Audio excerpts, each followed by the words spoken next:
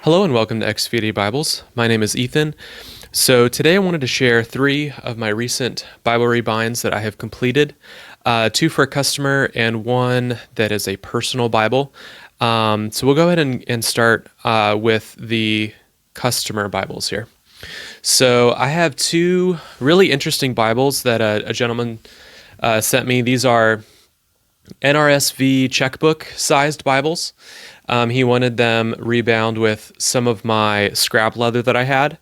So I was able to give him a pretty good price because I had this leather on hand, and really this amount of leather is not used for very many Bibles. So I was able to give him a pretty good price here. So he got 2 by me. This one on my right is it's Sapphire Battlelassie Carlo Box Minerva. Really like this color. I kind of went on a limb and kind of went with my gut here. I actually did brown stitching on this Bible, and I think it turned out really nice looking. This color of leather is kind of has some turquoise undertones to my eye. So I think the brown actually looks pretty great. So stamping on these is pretty clean.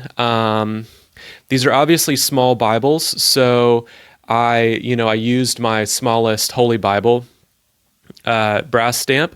I did the color of stitching is MBT stitching, and the color is mocha, and I used the same stitching on both of these Bibles. So this Box Minerva is one of my favorite leathers, and it has some really nice grain to it, but it also has some good variation. Like you can see here on the front, this is like a really interesting looking smooth portion here. And that's just kind of what you can expect with Box Minerva. There is that really nice grainy texture, but there also can be some variation. So really like how these turned out. So as soon as I got these Bibles, I did. I was obviously very aware of the fact that they are glued bindings, and I made sure to let the customer know about that. And he wanted to move forward. I did properly reinforce these as best I can, which, if you're not familiar with that process, it involves once the cover is off, you have to actually cut perpendicular channels in the glued binding, lay some reinforcement in there. I usually use twine, and then, fill those channels with glue, and it gives a little bit more rigidity to the spines. So that's a little bit about, the process there. So again, this is Sapphire Minerva box, or maybe it's called Deep Sea. I'll make sure that's correct in the subtitles or what have you. So I did a dark brown lambskin liner. So on these smaller Bibles, the Box Minerva with the lambskin is actually a really good combination. When I start talking about my personal Bible here that I did, I'll talk a little bit about the liner choice that I did and how it's not really the best for a Bible this size, but for a Bible this size, this really soft liner is really great. So corner work on these look pretty good. I did do a 1/4 inch. I did full yap 1/4 inch fold over on these. Because they're such, small Bibles, I wanted that yap to be really flexible. Pretty happy with how these turned out. Yeah. So this one is, the same exact edition. So what's interesting about these is obviously their size, but also that they're single column, which is pretty interesting. Still a little bit stiff from my reinforcement job I did, but NRSV World published editions. Really nice print in these. I'm pretty impressed with how dark and consistent the print is on these. World is not around anymore. The Bible publisher called World, but They made great Bibles for a while in a variety of different translations. Obviously, the NRSV was one of them. I believe they did some 1995 NASBs, which are pretty sought after, actually, because of how because they're obviously not published anymore, and they have some pretty good printings. Yeah, so I did matching dark red, or the color is called red geranium, page dye on these, matching gold ribbons on both, matte gold foil stamping on the spines. Yeah. So this one is Cognac Battlesty Carlo Waxy, which is just such a classic, nice classic color, nice stamping. Same dark brown stitching, dark brown liner, 1/4 inch fold over on these. I used Hollander end sheets. I've been using Hollander's Bible end sheets for the majority of my Bibles.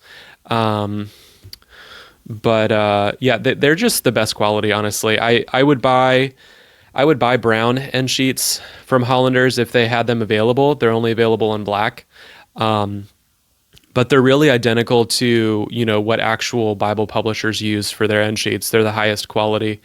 And, if some people do want, matching end sheets to their Bible, and I'm happy to do, textured cardstock or anything like that. But if people don't specify, I almost always do Hollander's end sheets, just because they're, the best, in my opinion. So, yeah. Yeah, so I actually got this mocha stitching for really recently, not directly for these Bibles, but I've been fully transitioning my stitching setup to use I think it's called Vineo NBT stitching. 0.4 millimeter, just really nice quality thread, super strong, but still really thin, which is what that's more my style. I like a really thin thread that I want my hand stitching to look like machine stitching. That's my goal. So I think NBT thread is the best way to do that. Obviously I'm not sponsored or anything by them, but I've just found that their quality is just exceptional. So I've been,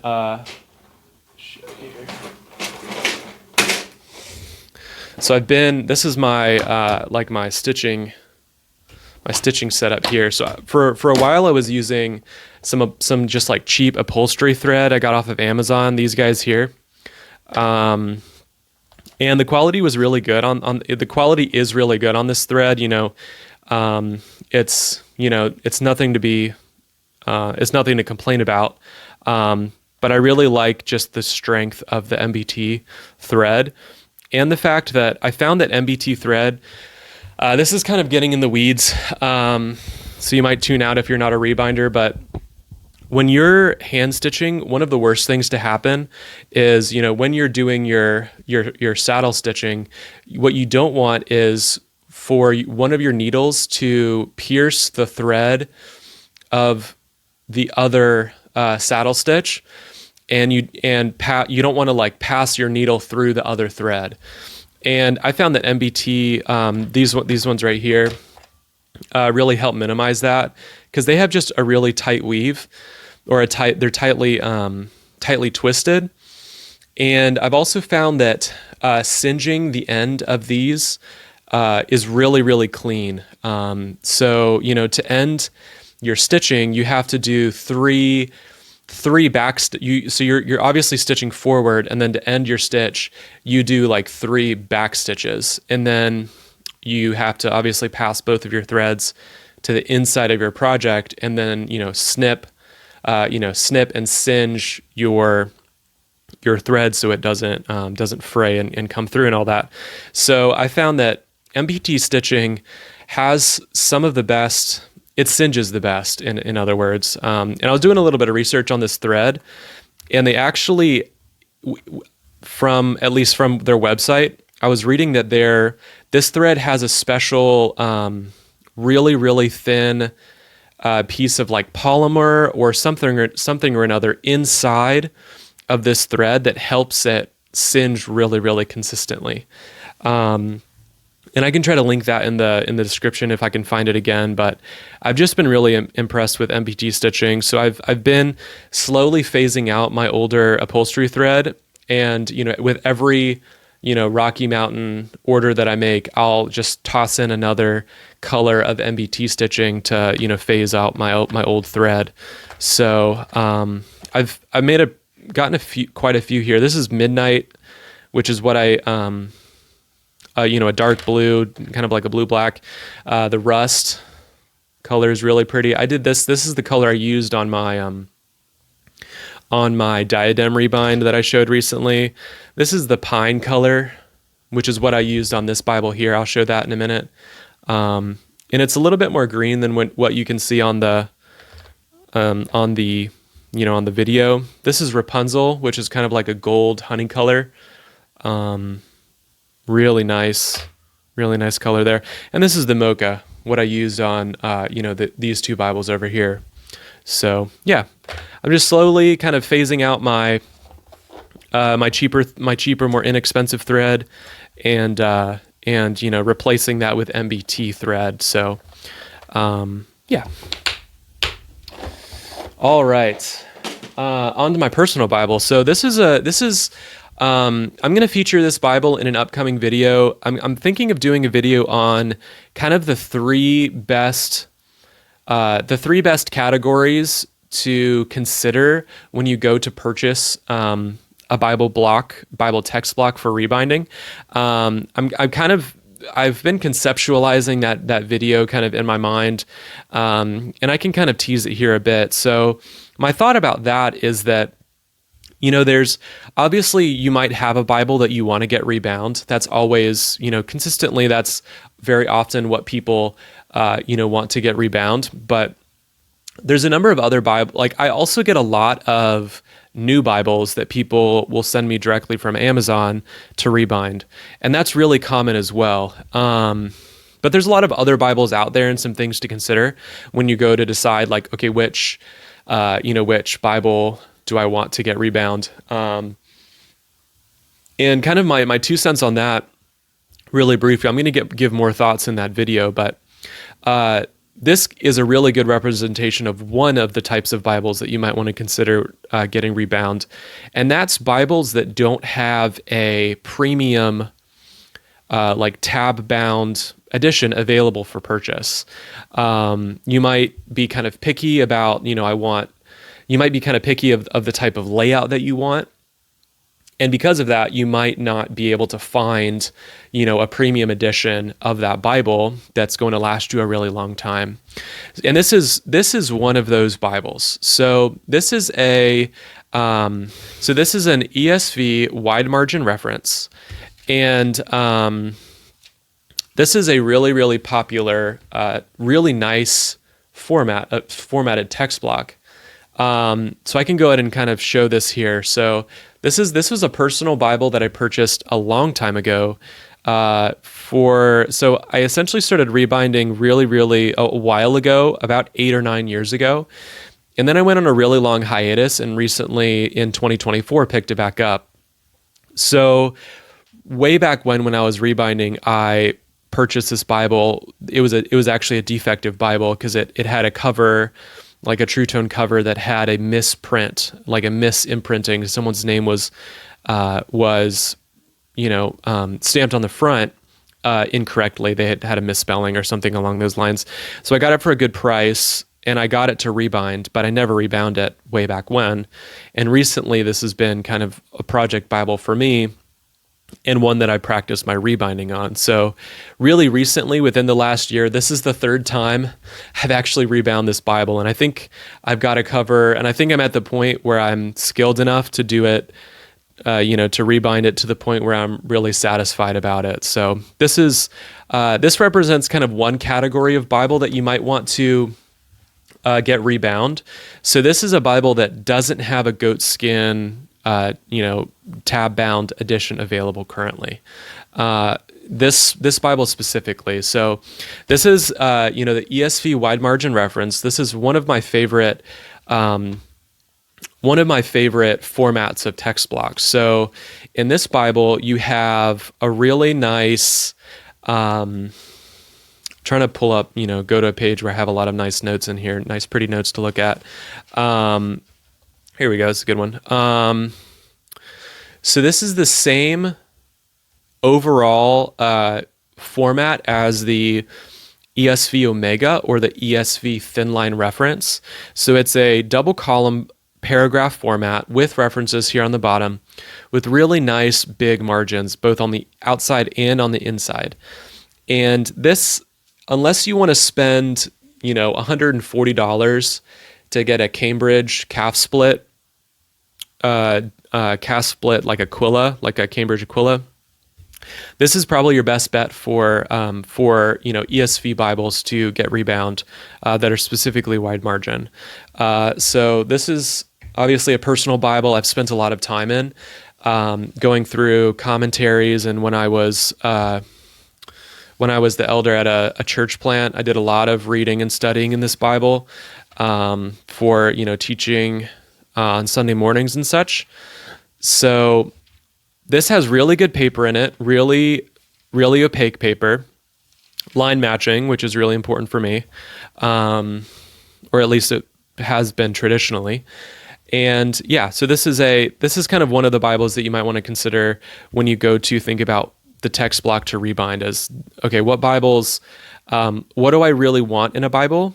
And are premium editions available of that Bible? And often there's not, if you're really picky like me.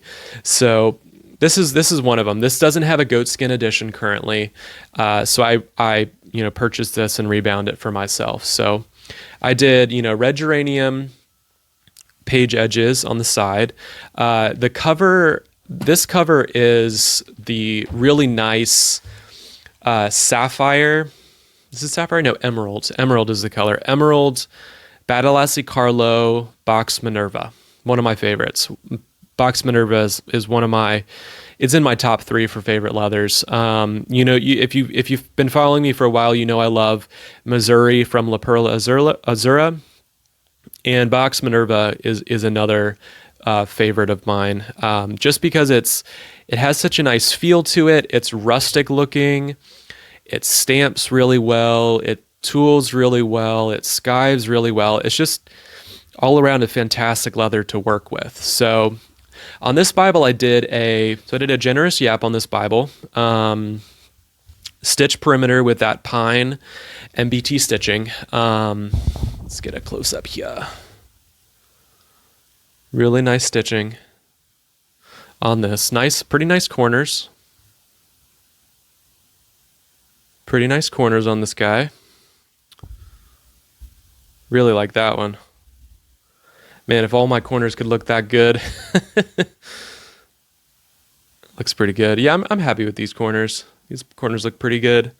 I did, my raised hubs, metallic gold stamping, my Ex Fide branding, which is kind of my standard now, instead of using my big logo. ESV, and I also did extra tooling around these hubs, which I think looks really cool.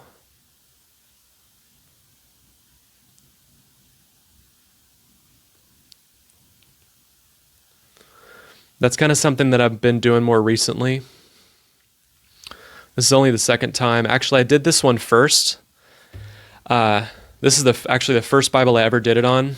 Did the extra tooling around the hubs, and then I did that on my that NIV Quintel that I rebound. Actually, if you follow me on Instagram, you know that I actually misimprinted the translation on that one, so I'm going to be redoing it. But yeah, this is the first extra tooling I've done around hubs, and I'm happy with how I was able to do it. Really, I've been reading from this for a few days now. This is technically my 45th that I've finished, and I'm really happy with it. So yeah, I mean, I love this format. I love this format a lot. I did gold ribbons. Gold and green just go so well together. But yeah. So I'll be featuring this Bible again here soon in my video that I'm thinking on. It'll kind of be 3 different types of Bibles to consider when you go to purchase a text block to rebind, and this will represent kind of one category, which will be